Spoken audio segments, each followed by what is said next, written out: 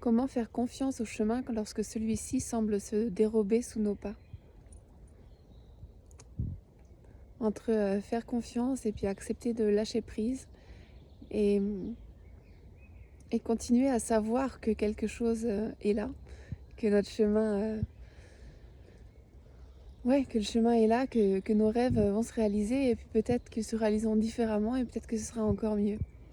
Et comment faire dans les moments où, les moments de doute, les moments où tout ne fonctionne pas comme on souhaite, pour garder confiance, pour, euh, pour se construire une sécurité, une stabilité, quelque chose qui nous permette de ne pas tomber trop bas. Comment vous faites? Est-ce que c'est quelque chose que vous connaissez? Pour moi, il y a plusieurs outils. Déjà, j'accueille mes émotions, j'accueille ce qui est là. Et je regarde qu'est-ce qu'elle se raconte, qu'est-ce qu'elle me raconte comme histoire. Quelles émotions viennent quand je me raconte ces histoires. Et puis d'où viennent ces histoires. Alors souvent ça vient de l'enfance, hein.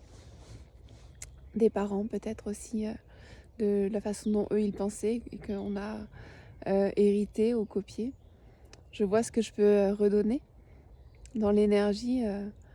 Et là c'est quelque chose pour moi qui est important, que j'utilise en art-thérapie et quand je vous accompagne.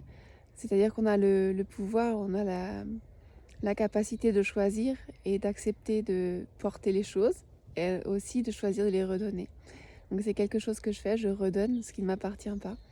Quand je l'identifie par exemple, je sais que ça c'était à ma mère. Du coup voilà, je lui parle et je lui redonne ce qui lui appartient.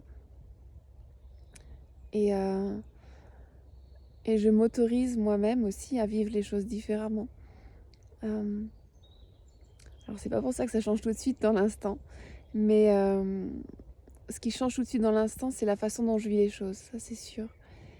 Je ne suis plus comme une victime à porter et à subir, mais je redeviens actrice de ma vie. Je redeviens capable de prendre des décisions. Et, et c'est un peu comme si je voulais absolument aller à un endroit et que je pensais qu'il y avait un chemin qui était le bon. Et finalement, ce chemin, il est en travaux. Du coup, j'en prends un autre. Et celui-là, peut-être qu'il y a un arbre qui est tombé et qu'il est coupé. Du coup, accepter que le chemin que je veux prendre n'est pas forcément celui qui m'emmènera à l'endroit où je veux, de la façon la plus sûre et la plus juste. Et, euh, et parfois, ça demande pareil, de nouveau, d'accueillir ses émotions, de regarder ce qu'on se raconte et de faire confiance qu'on y arrivera là où on a envie d'aller, que les rêves sont là parce qu'ils sont là pour être réalisés et parce qu'on peut les réaliser. Je ne sais pas combien de temps ça mettra. Peut-être que ça ira super vite, peut-être que ça mettra un peu plus de temps. Et peut-être que ce sera pour une prochaine vie. Mais ça vient, c'est là, nos rêves arrivent, vos rêves arrivent. Et là, ce qu'on peut faire, en fait, c'est d'accueillir les émotions, de les transformer, de regarder ce qu'elles se racontent, de regarder ce que nous, on se raconte. Et pour vivre de façon plus alignée, plus juste, plus apaisée, les défis de la vie. Et pouvoir en faire des cadeaux et puis pouvoir les transmettre. Je pense que quel que soit le travail que l'on fasse, on n'est pas forcément obligé d'être accompagnant ou de faire des vidéos comme ça sur les réseaux sociaux. Mais transmettre qui l'on est, qu'on soit caissière ou supermarché ou peintre en bâtiment, ça a vraiment beaucoup de... ça a beaucoup de valeur. Et puis je pense qu'il y a beaucoup de métiers qu'on ne connaît pas ou de métiers que l'on peut inventer et de faire confiance qu'il y a l'endroit parfait pour nous. Et puis c'est comme un jeu de détective. Peut-être que vous l'avez déjà trouvé, et cet endroit parfait dans votre métier par exemple, mais que c'est plus challengeant pour vous dans vos relations ou dans votre santé. Et puis peut-être que c'est dans l'endroit de votre métier où, où c'est plus challengeant pour vous.